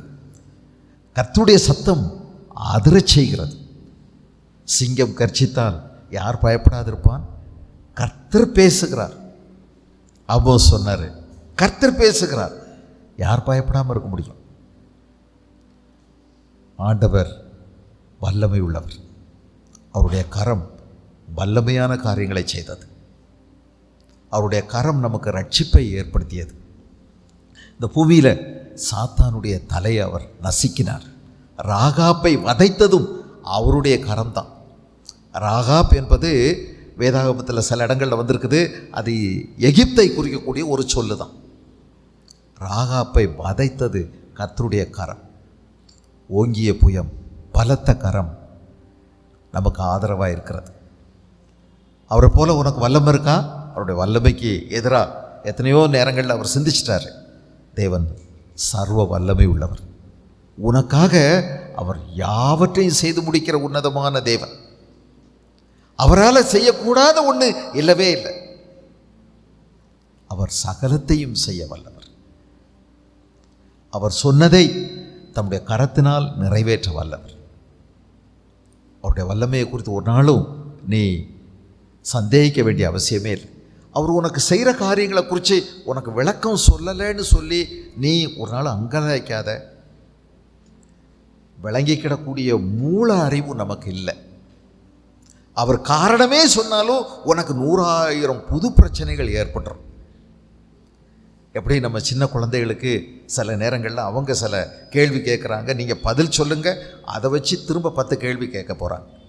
நீங்கள் பதில் சொல்ல முடியாமல் கடைசியில் எவ்வளோ பாடுபடுவீங்க தெரியுமா? அவங்கள்ட்ட அவங்களுக்கும் புரியாது. அவங்க கேட்குற கேள்வி கடைசியில் உங்களுக்கும் சொல்ல தெரியாமல் ஆகிடும். இதுதான் பொதுவாக நடக்கிறது. இதே நம்ம பிள்ளைகளுக்கே எப்படின்னா, சர்வபூமியின் ஆண்டவர் அவருடைய அபாரமான நிர்வாகத்தில் அவருக்கு ஆரம்பத்துக்கு முன்னமே முடிவு தெரியும். நமக்கு தெரியாதே. இப்போ நடக்கிறதா நமக்கு தெரிஞ்சது. ஏன் நடந்துச்சுன்னு கூட நமக்கு சரியாக தெரியலையே. யோபுக்கு தெரியலையே இதெல்லாம் ஏன் நடந்துச்சுன்னு. இதெல்லாம் எப்படி ஆரம்பிச்சது, ஏன் நடக்குது, இது எங்கே கொண்டு போய் விடும், எதுவுமே புரியலையே. யோபுட்ட நான் இதுக்காகத்தான் உன்னை ஒரு பெரிய ஆசீர்வாதத்துக்காகத்தான் உன்னை கொண்டு போயிட்டுருக்கேன்னா அதுக்கு இதுதான் வழியான்னு கேட்பான். அதுக்கு என்ன இப்படியா பாடுபடுத்தணும்னு கேட்பார். போச்சா? விளங்காதுங்க. விசுவாசிப்பது தான் நல்ல பதில். அதான் அற்புதமானது. விசுவாசியுங்கள். அவர் நல்லவர். உங்களை கொண்டு போய் சேர்க்க வேண்டிய அந்த இடத்துக்கு சரியாய் கொண்டு போய் சேர்ப்பார். ஒருவேளை தீயையும் தண்ணீரையும் நீங்கள் கடந்து வந்தாலும், மனுஷரை உங்கள் மேலே உங்கள் இடுப்பில் மிதிக்கிறதுக்கு அவர் அனுமதித்தாலும் அவர் செழிப்பான இடத்திற்கு கொண்டு வந்து சேர்ப்பார். அந்த இடத்துக்கு போகிற பாதை இதுதான். உங்களுக்கு அதுதான் பாதை. ஒவ்வொருவருக்கும் ஆண்டவர் வச்சிருக்கக்கூடிய அந்த பாதை, ஆசீர்வாதத்துக்கான வழி கரடு முரடா கூட இருக்கலாம். ஆனால் அதான் பாதை. போய் தான் ஆகும். அடுத்து ஆண்டவர் மேலே இன்னொரு குற்றச்சாட்டு அவருக்கு. அதையும் ஆண்டவர் பதில் சொல்கிறாரு. 10வது வசனம், இப்போதும் நீ முக்கியத்தாலும் மகத்துவத்தாலும் உன்னை அலங்கரித்து மகிமையையும் கனத்தையும் தரித்து கொண்டு நீ உன் கோபத்தின் உக்கிரத்தையெல்லாம் வீசி அகந்தை உள்ளவர்களையெல்லாம் தேடி பார்த்து தாழ்த்து விட்டு பெருமை உள்ளவனை எல்லாம் கவனித்து அவனை பணிய பண்ணி துன்மார்க்கரை அவர்களில் இருக்கிற ஸ்தலத்திலே விதித்து விடு. நீ அவர்களை ஏகமாய் புழுதியிலே புதைத்து அவர்கள் முகங்களை அந்தரங்கத்திலே கட்டி போடு. அப்பொழுது உன் வலதுகை உனக்கு ரட்சிப்பு உண்டு பண்ணும் என்று சொல்லி நான் உன்னை புகழ்வேன். தேவனுக்கு கனம், மகிமை, மகத்துவம் அவருடையது. மகிமை அவருடையது. மேஜஸ்டி தேவனுக்குரியது. அப்போது கனம், வல்லமை, மகிமை, மகத்துவம் எல்லாம் அவருக்குரியது. அவருக்குரிய மகிமையை நாம் அவருக்கே செலுத்த வேண்டும். உனக்கு அப்படி இருக்கான்னு கேட்குறார். உனக்கு அப்படி இருக்குதா? நீ அப்படி செய்திட முடியுமா? இப்போது முக்கியத்தாலும் மகத்துவத்தாலும் உன்னை அலங்கரித்து மகிமையையும் கருத்தையும் நீ தரித்து கொள்ள முடியுமா? நாம் அப்படி செய்ய முடியாது. ஆண்டவர் அழிவில்லாதவர். மனிதர்கள் அழிந்து போகிறவர்கள், தற்காலிகமானவர்கள். நம்ம எல்லாருக்கும் ஒரு ஆரம்பம் இருக்கிறது. நம்ம தேவனால் உருவாக்கப்பட்டவர்கள். அவர் ஆதியும் அந்தமும் இல்லாதவர்.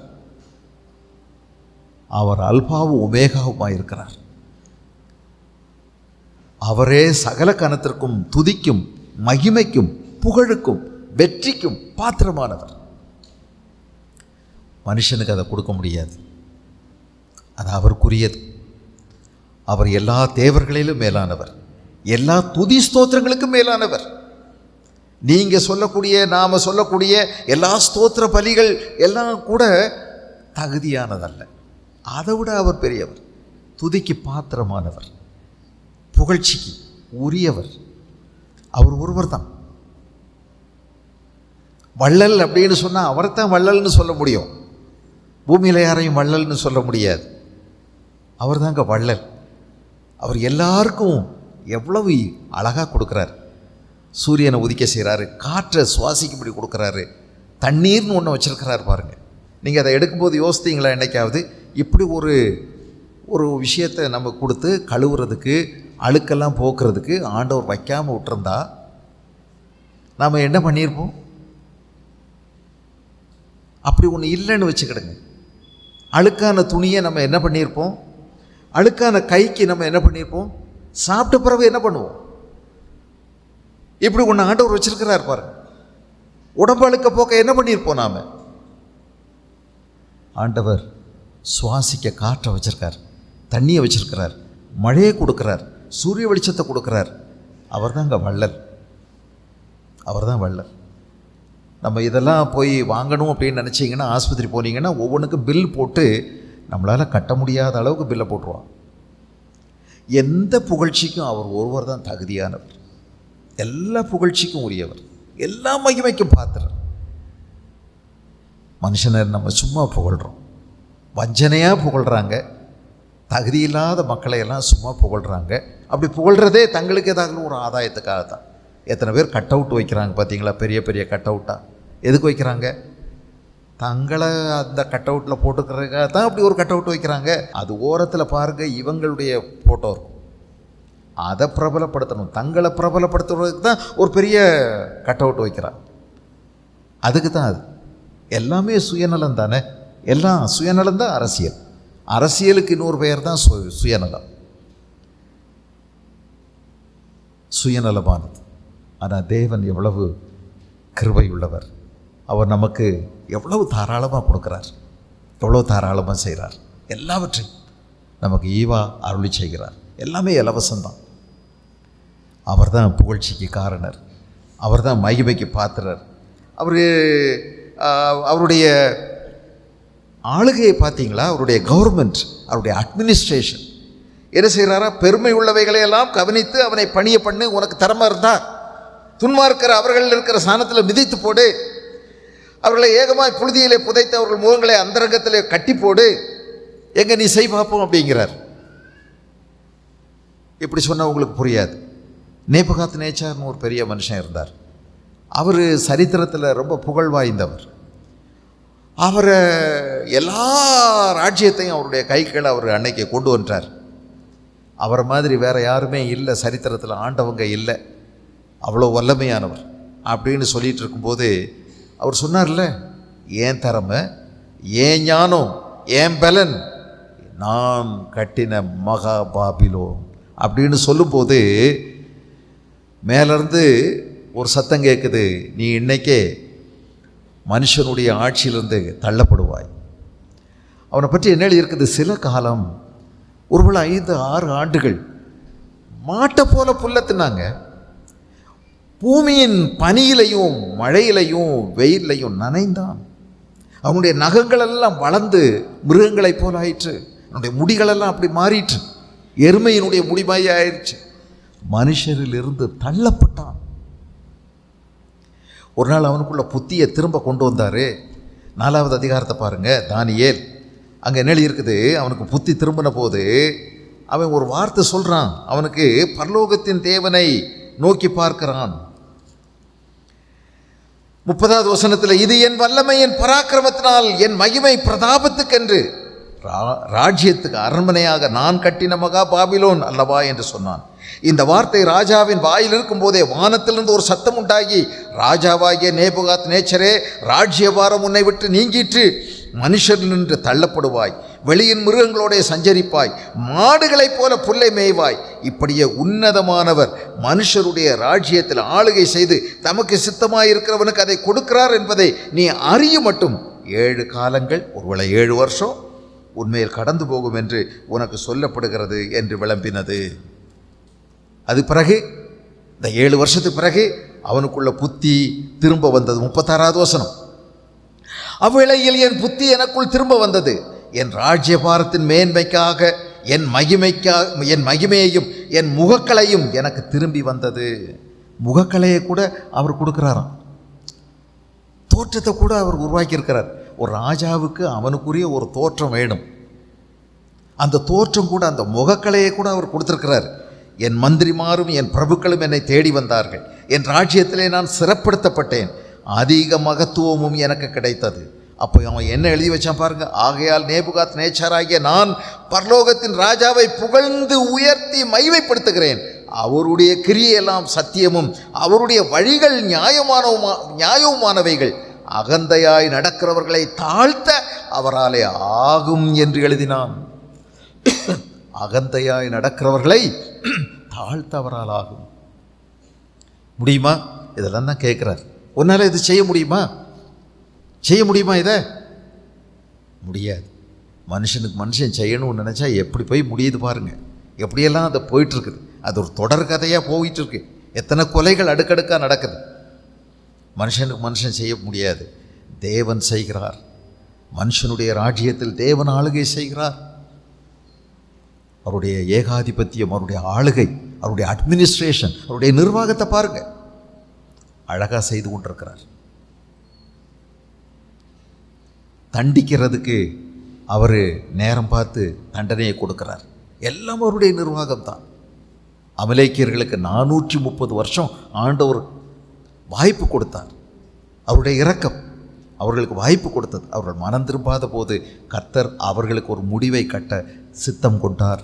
ஏதோமியர்கள் இஸ்ரவேலர்களுக்கு விரோதமாய் எத்தனையோ முறை தீமை செய்தார்கள், சூழ்ச்சி செய்தார்கள். ஆக ஏதோமியர்கள் செய்த தீமைகளை கர்த்தர் மனதில் வைத்திருந்தார். அவர்களுக்கும் வாய்ப்பு கொடுத்தார். அவர்கள் வாய்ப்பை தவறவிட்ட போது, பயன்படுத்தாத போது, மனம் திரும்பாத போது அவர்களுக்கும் தண்டனைகளை கர்த்தர் கொடுத்தார். நினிவே பட்டணம் கர்த்தரை நோக்கி கூப்பிட்டது. 3 நாள் உபவாசம் இருந்து அழுது கேட்டாங்க. அவர்களுக்கு வரவிருந்த தீங்கை ஆண்டவர் தள்ளி போட்டார். ஒரு 150 வருஷங்களுக்கு பிறகு நினிவே பட்டணம் திரும்ப கவிழ்க்கப்பட்டது. சோதோம் கொமோரா, அங்கு நடந்த பாவம், அசுத்தம், இவைகளையெல்லாம் கர்த்தர் பார்த்து அவைகளை வானத்திலிருந்து அக்கினியும் கந்தகமும் வருஷிக்க செய்து அதை அவித்து போட்டார். அவருடைய நிர்வாகம் அபாரமானது. இந்த தேவன் மேலே என்ன குறை சொல்கிறது? அதனால் ஆண்டவர் நாம் நினைப்பது போல அவர் நடவடிக்கையை எடுப்பதில்லை. நாம் நினைக்கிற நேரத்தில், நாம் நினைப்பது போல, நாம் யோசிக்கிற நேரத்தில் செய்வதில்லை. அவர் தமக்கு சித்தமானவைகளை எல்லாம் செய்கிறார். தேவன் பரலோகத்தில் இருக்கிறார். கர்த்தர் தம்முடைய சிங்காசனத்தில் இருக்கிறார். அவருடைய சிங்காசனம் நீதி உள்ளது, நீதி உள்ள சிங்காசனம். அவர் நீதியையும் நியாயத்தையும் அஸ்திபாரமாக கொண்டிருக்கிறார். அவருடைய சிங்காசனம் நீதி உள்ள சிங்காசனம். அவருடைய செங்கோல் நீதி உள்ள செங்கோல். அவர் நீதி உள்ள தேவன். அவர் நீதியின் சூரியன். நீங்கள் நினச்ச உடனே நீங்கள் எதிர்பார்க்குற ஒரு ஆள் மேலே உடனே நடவடிக்கை எடுத்துட முடியாது. அவருக்கு சித்தமானதையெல்லாம் அவர் சரியாய் செய்கிறார். அதில் எல்லாம் அவர் நீதி உள்ளவர். சாத்தானே அவர் மேலே குற்றம் சுமத்த முடியாத அளவுக்கு அவர் நீதி உள்ளவர். சாத்தான் கூட உங்கள் மேலே குற்றம் சுமத்த முடியாத அளவுக்கு அவர் உங்களுக்கு நீதி செய்வார். நீங்கள் அநியாயமாக இந்த ஆளை ஆசீர்வதிச்சிட்டீங்க, யோபு ஆசீர்வதிச்சிட்டீங்கன்னு சாத்தான் கூட சொல்ல முடியாது. அவர் நீதி உள்ளவர் யோபுனுடைய எல்லா விஷயங்கள்லையும். அதை நம்ம குறை சொல்லலாமா? அவரை குற்றப்படுத்தலாமா? அவசரப்பட்டு பதறி பேசலாமா? யோசித்து பாருங்க. நம்முடைய வார்த்தைகள்னால எவ்வளவாய் நாம் தேவனை துக்கப்படுத்துகிறோம். ஆண்டவர் மேலே நம்ம முறையிடுறோம், குறை சொல்கிறோம், முறுமுறுக்கிறோம். ஆராதனைக்கு வரும்போது பல நேரங்களில் துதியினால் நம்முடைய இருதயம் நிரம்பாமல், பல நேரங்களில் குறையினாலையும் முறுமுறுப்பினாலையும் இஸ்ரவேல் ஜனங்களைப் போல முறுமுறுப்போடு அலைகிறோம். தேவனை துதிக்க தெரியலை. என்ன எனக்கு போய் எல்லாம் இப்படி இருக்குதே, அப்படி இருக்குதே, இப்படி நடக்குதே, அப்படி செய்தே, ஆண்டவர் ஒன்றுமே செய்ய மாட்டேங்கிறாரு, நானும் ஜெபம் பண்ணி தான் பார்த்தேன், ஒன்றுமே நடக்க மாட்டேங்குது, என் பிள்ளைக்கு கல்யாணம் நடக்கலை, தள்ளி போயிட்டே இருக்குது, இந்த வேலை நடக்க மாட்டேங்குது, அது நடக்க மாட்டேங்குது, இது நடக்க மாட்டேங்குது. நாம் நம்மளை உற்று நோக்க வேண்டியதாக இருக்கிறது. தேவன் மேலே குறை சொல்லாதீங்க, குறை சொல்கிறதுக்கு ஒன்றுமே இல்லை. அவர் பூரணமானவர், அவர் நல்லவர். உங்கள் பிதா பூரண சற்குணராக இருக்கிறார். அதனால் நமக்கு தான் நம்முடைய இருதயத்தில் தான் இருக்குது கேடுபாடுகள். நாம தான் ஆண்டவரே என்ன எனக்கு வெளிப்படுத்துங்க. இது யோபுவுக்கு ஆண்டவர் அவனை வெளிப்படுத்துவதற்கு இந்த பெரிய பெருங்காற்றிலிருந்து கர்த்தர் பேசுகிறார். இப்போ அவருடைய நிலைக்கு வர்றாரு. நான் நீசன். தன்னை யார் என்று அவன் அடையாளம் கண்டு கொண்டான். தேவன் யார் என்று அறியாதவர்களுக்கு தன்னை குறித்த எண்ணங்கள் தப்பானதாகவே இருக்கும். தங்களை எண்ணுவதற்கு மிஞ்சி எண்ணிக்கொண்டே இருப்பாங்க, மிஞ்சி எண்ணுவாங்க. தங்களை மிஞ்சி எண்ணுகிறவர்கள் எல்லாரும் தேவனை குறித்து தகாத சிந்தனையோடே தான் வாழ்வார்கள். தெய்வ தரிசனம் சீராக இருக்குமானால் நம்மை குறித்த தரிசனமும் சீராக இருக்கும். எல்லாரையும் இவங்க சாபம், இவங்க சரியில்லை, அவங்க சரியில்லைன்னு ஏசாயா சொல்லிக்கிட்டே வர்றார். ஆனால் 6வது அதிகாரத்துக்கு வரும்போது உயரவும் உன்னதமான ஒரு சிம்மாசனத்தில் ஆண்டவர் வீற்றிருக்கிறார். வானமும் பூமியும் நிரம்பினவராக உட்கார்ந்துருக்கிறாரு. அவருடைய வஸ்திர தொங்கலால் ஆலயம் நிரம்பி இருக்கிறது. துதியும் ஸ்தோத்திரமும் புகையா எழும்புது. கூப்பிட்டு சொல்லுகிறவருடைய சத்தம், சேனைகளின் கர்த்தர் பரிசுத்தர் பரிசுத்தர் பரிசுத்தர் என்று கூப்பிட்டு சொல்லுகிறவருடைய சத்தத்தினால் தேவாலயமும் ஏன் பூமியுமே அதிருது. இதையெல்லாம் பார்த்தபோது, தரிசனம் சீரான போது, தேவனை குறித்த தரிசனம் சரியான போது, தன்னை பார்க்கும்போது அவருக்கு தெரியுது, ஐயோ நான் அதமானேன், நான் அசுத்த உதடுகள் உள்ள மனுஷன். எவ்வளவு தன்னை தாழ்த்தினார் பாருங்க. நமக்கு இந்த ஒரு தரிசனம் தேவை, தேவனை குறித்த சீரான தரிசனம். வேத புஸ்தகத்தெல்லாம் கிடைக்கும். வேதத்தை தான் அதிகமாக பார்க்கணும், வேதத்தை தான் தியானிக்கணும், முழங்காலில் தான் நிற்கணும், கர்த்தரை தான் தரிசிக்கணும். பரிசுத்த ஆவியானவர் தான் நமக்கு ஒரு தெய்வ தரிசனத்தை சீராக கொடுக்க முடியும். அப்போ தான் நான் யாருன்னு தெரியும். நான் யார் அவரை குறை சொல்ல, நான் யார், நான் ஏமாத்திரம், நான் நீசன். ஆண்டவரே என்னை மன்னிச்சிருங்க, முறுமுறுத்துட்டேன், குறை சொல்லிட்டேன், உங்களை குற்றப்படுத்திட்டேன், உங்கள் மேலே நான் ரொம்ப மனத்தாங்களோடு நடந்தேன், என் வழியை நானா கெடுத்துக்கிட்டு அங்கே எங்கேயும் குழப்பிட்டு உங்கள் மேலே நான் மனஸ்தாக போட்டுட்டேன், என்னை மன்னிச்சிருங்க. இது எனக்கு நியாயம்தான் நீங்கள் செய்தது, என் வாழ்வில் அனுமதிச்சது நியாயம், ஏதோ ஒரு நியாயம் தேவனுடைய பார்வையில் இருக்கு. தாவீது இதெல்லாம் ஒப்புக்கொண்டார். நீங்கள் நியாயம் விசாரிக்கும் போது என் நீதி சரியாக விளங்கணும், உம்முடைய நீதி விளங்கணும், அதுக்காக நான் அறிக்கையிடுறேன் ஆண்டவரே அப்படின்னு சொன்னார். எல்லாத்தையும் ஒத்துக்கிட்டார்.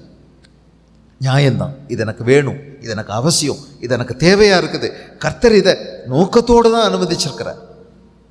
இனி நான் புலம்ப போகிறதில்லை, குறை சொல்ல போகிறதில்லை, குற்றப்படுத்த போகிறதில்லை, முறுமுறுக்க மாட்டேன். ஆண்டவருக்கு முன்னாடி என்னை தாழ்த்துறேன், அமைதியாக இருக்க கற்றுக்கொள்கிறேன், என் நாவை ஆண்டவருக்கு அர்ப்பணம் செய்கிறேன், சமர்ப்பிக்கிறேன், அவருக்கு என்னை ஒப்பு கொடுக்குறேன். அவர் நல்லவர், நீதி உள்ளவர், வல்லமை உள்ளவர், அவர் ரட்சிக்கிற தேவன், அவரால் கூடாத காரியம் ஒன்றுமே இல்லை. இதை நாம் உறுதியாக பிடிச்சிக்கிட்டோம்னா வாழ்க்கை ரம்மியமாக மாறும்.